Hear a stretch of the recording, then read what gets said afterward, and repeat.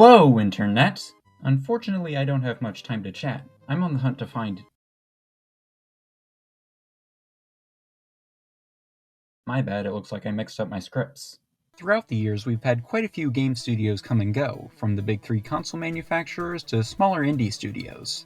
All of them have their own unique styles and have left their marks on the industry. Of course, some have had more staying power compared to others. For every Capcom, Konami, and Square Enix, you've got studios like Sunsoft and Ocean, which aren't anywhere near as prevalent as they were back in the 80s and 90s. But among all these, there's one game studio that rises above the rest. One that's been around for decades, defined innovation for multiple console generations, and is still well regarded today despite a lesser output of modern games. The guys that made Attic Attack. Ultimate Play the Game was established in 1982 by ex-arcade developers Tim and Chris Stamper, and made games for early home computers that were big at the time, most notably the ZX Spectrum. These games are really solid single-screen arcade-style games, but the keyboard controls are rough. If there's anything I've learned from playing old home computer games, it's to use a joystick. Even the Stampers weren't satisfied with the hardware they were working on, let alone the company's name, so they ended up moving on to the newly released Famicom with the new name Rare. Oh, that's how they got mixed up. Rare actually reverse-engineered the console, so they had a good idea of how it works, and as a result truly thrived with pseudo 3D graphics and huge open areas to explore that were way beyond anything other studios were making. And this got the attention of a lot of companies, giving Rare access to a lot of licenses to make games based on other properties.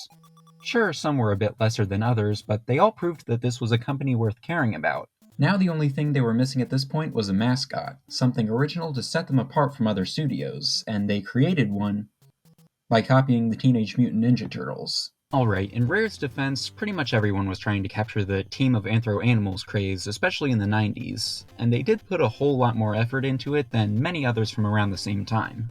What they came up with was Battletoads, a beat-em-up that's one of the best on the NES. Sure, it's ridiculously difficult with a huge amount of insta-death traps, but the controls feel super responsive, and the music is incredible.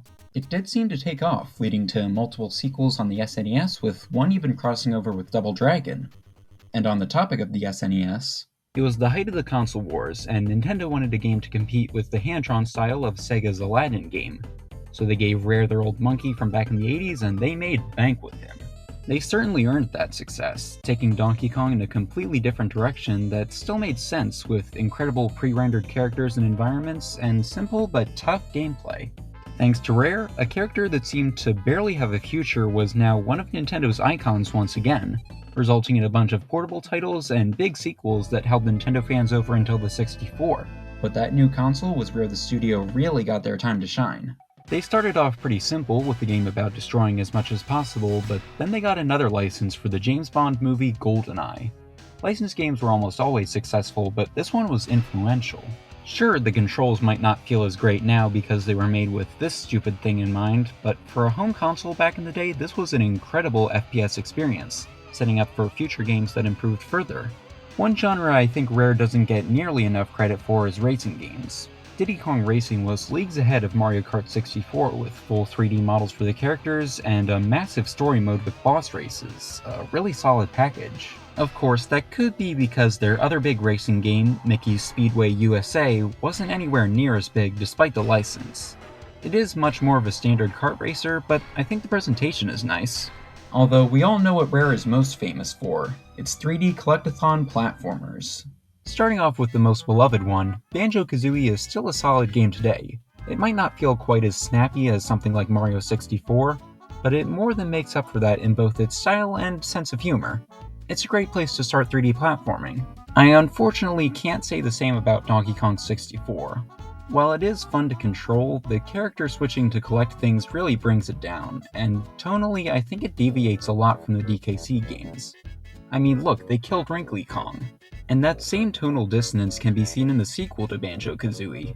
You've still got fun character interactions, but the overall game feels a lot more desolate and dreary, like Rare was getting tired of cute platformers. If so, that sentiment was most visible in Conker's Bad Fur Day. What started as another fun little mascot collectathon with a ton of promotion, turned into this edgy and frankly bitter mockery of the genre, despite how technically impressive it was. How things would have continued after this, we'll likely never know, because of something unfortunate that happened right at the turn of the new millennium. As Microsoft entered the games industry, they ended up purchasing Rare to gain some exclusive franchises, severing the studio's connection with Nintendo, with their final console game being Star Fox Adventures on the GameCube. We had a few more games on Nintendo handhelds afterwards, but the big console titles were Xbox exclusive, and it feels like they've been micromanaged to the extent that not a lot of their signature charm has shown through. That could also be because a lot of the staff from back in the day have since left Rare. Some of the ex-employees ended up founding Playtonic, and making some decent spiritual successors to their old games with the Yooka-Laylee series. It is pretty sad to see such a big studio fall from grace, but that feeling just goes to show all of the passion behind their games. It's no wonder people enjoy them so much and are willing to... Maybe I did have the right script.